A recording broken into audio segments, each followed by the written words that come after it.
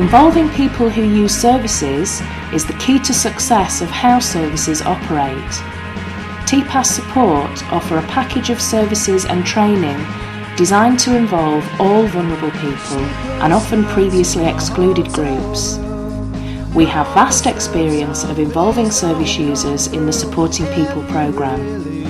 Our national network of experienced trainers and consultants include ex-service users. This film highlights some of the recent work undertaken by TPAS Support. Personally, what I've gone out and been involved in the core user group is empowerment and a sense of self-worth, and above all, a confidence in myself and a sense of self-belief. What personally I got out of the core user group and being involved with it is, well, in my past life, before I became a service user, I was a provider of services. I suffer a serious ongoing mental illness. I was a shell of a person. I lost my career, my family, my home, and during the 10 years that I was suffering very badly, I came to a forum here at the town hall, and that started the process of me being involved, and it gave me back, as it progressed, my self-esteem. It gave me back confidence to be involved at a level that I felt I could make a useful contribution. It personally gave me my life back, and I can't say how much that means to me. What I've got out of it personally is, well, I've always felt very, very strongly about the fact that service users must be involved in the provision of services throughout this city of ours. And I'm not just talking about box ticking, like inviting to meetings and things like that, or filling in questionnaires. We have a direct influence on service provision in the city. We help train the providers in how to best involve the service user. As a member of the core user group, I've been involved in quite a lot of things. I've helped to deliver training to the Manchester service providers. I've received training from TPAS that has been invaluable, such as committee skills and various other training courses.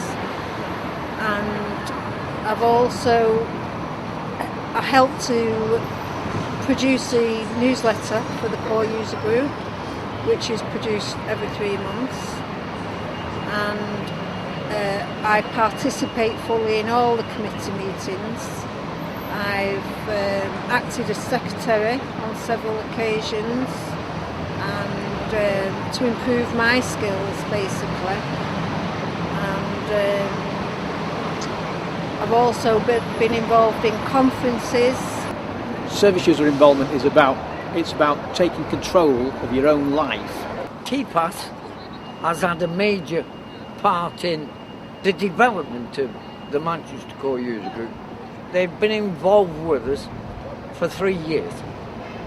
Originally, they facilitated service user involvement and taught us basically how to conduct ourselves as a group, to work with our ideas on how we felt we should develop.